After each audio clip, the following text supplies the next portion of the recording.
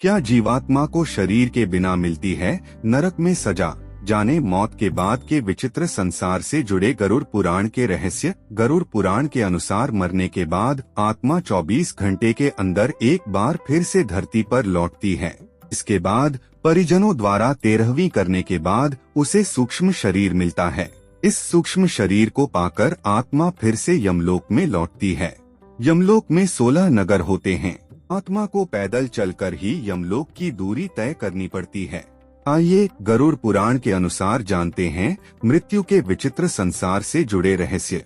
नमस्कार दोस्तों, छोटका बाबा चैनल पर आप सभी का स्वागत है। यदि आप भी अंतिम यात्रा के रहस्य को जानना चाहते हैं तो वीडियो को लाइक और चैनल को सब्सक्राइब जरूर करें और हाँ, कमेंट में जय श्री राधा कृष्ण जरूर लिखे। चलिए शुरू करते हैं। गरुड़ पुराण के अनुसार पाप या बुरे कर्म करने वाले लोगों को मरने के बाद भी इसकी सजा भुगतनी पड़ती है।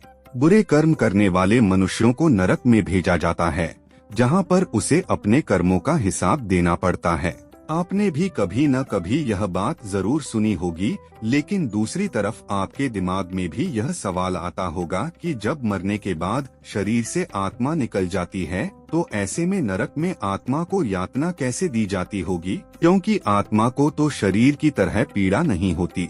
फिर मनुष्य नरक में अपने कर्मों की सजा कैसे पाता है? आइए इस सवाल का जवाब जानते हैं। गरुड़ पुराण में मौत से ठीक पहले दिखाई देते हैं यमराज। गरुड़ पुराण के अनुसार मृत्यु से जूझ रहा व्यक्ति यमराज को देख पाने में सक्षम होता है। मृत्यु के समय उस व्यक्ति की सोचने समझने की क्षमता कम होने लगती है, लेकिन उसे स्पष्ट रूप से यमराज दिखाई देने लगते हैं। जीवन और मृत्यु से जूझ रहा जीव कुछ बोलना चाहता है, लेकिन उसके गले से आवाज नहीं निकलती। उसे आसपास खड़े लोगों की आवाजें सुनाई देनी बंद हो जाती है। उसे अपने जीवन की धुंधली यादें नजर आने लग जाती हैं। इसके बाद यमराज उस जीव के भीतर से आत्मा खींच लेते हैं और उसे यमलोक ले जाते हैं। कर्मों का लेखा जोखा तैयार किया जाता है। गरुड़ पुराण के अनुसार मनुष्य के जीवन का लेखा जोखा पहले से तैयार होता है। जब आत्मा को लेकर यमराज यमलोक पहुंचते हैं तो उस व्यक्ति का लेखा जोखा यमराज के सामने पेश किया जाता है। इसके अनुसार ही यह निर्णय लिया जाता है कि व्यक्ति को स्वर्ग मिलेगा या फिर नरक। इसके बाद आत्मा की एक बार फिर से यात्रा शुरू हो जाती है। गरुड़ पुराण के अनुसार मृत्यु को प्राप्त हो चुके व्यक्ति को मरने के बाद भी यात्रा करनी पड़ती है। सूक्ष्म शरीर के साथ मनुष्य तय करता है इतनी दूरी। सूक्ष्म शरीर मिलने के बाद व्यक्ति को यमलोक जाने के लिए 99,000 योजन की दूरी तय करनी पड़ती है। मनुष्यों की भाषा में 99,000 योजन दूरी का अर्थ है 11,99,988 किलोमीटर। पृथ्वी से यमलोक जाने वाला यह रास्ता बहुत ही मुश्किलों से भरा होता है। यहाँ यमलोक के 16 नगर होते हैं। आत्मा को सूक्ष्म शरीर लेकर हर यमलोक नगर से होकर गुजरना पड़ता है। इस सूक्ष्म शरीर के साथ व्यक्ति को किसी जीवित मनुष्य जितना ही कष्ट होता है। 13वीं तक तैयार हो जाता है सूक्ष्म शरीर। मरने के 24 घंटे बाद किसी जीव की आत्मा फिर से पृथ्वी पर लौटती है। इस बार उस आत्मा को खुद ही यमलोक का सफर तय करना पड़ता है।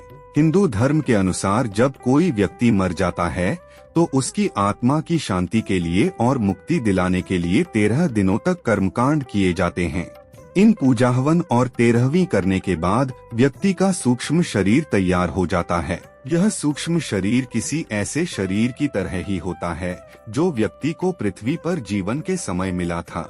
इसके बाद 13वें दिन सूक्ष्म शरीर के साथ आत्मा की यमलोक की यात्रा शुरू हो जाती है। इस सूक्ष्म शरीर के साथ आत्मा पैदल चलकर यमलोक पहुंचती है। इस सूक्ष्म शरीर को दी जाती है सजा। मनुष्य ने अपने जीवन में अगर बुरे काम किए होते हैं तो उसे नरक की आग से गुजरना होता है। नरक में पहुंचकर उसे उसके कर्मों अनुसार कई यातनाओं से गुजरना पड़ता है।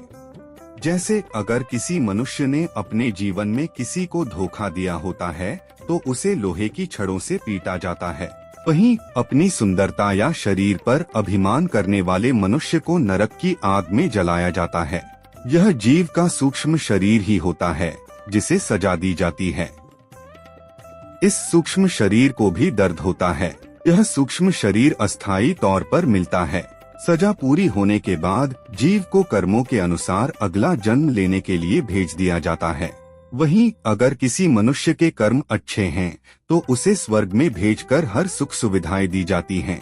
तो दोस्तों, आज के लिए बस इतना ही। उम्मीद करता हूँ हमारे द्वारा दी गई जानकारी आपको पसंद आई होगी। मित्रों, अगर ये वीडियो पसंद आई हो तो वीडियो को लाइक शेयर जरूर करें और कमेंट करना ना भूलें।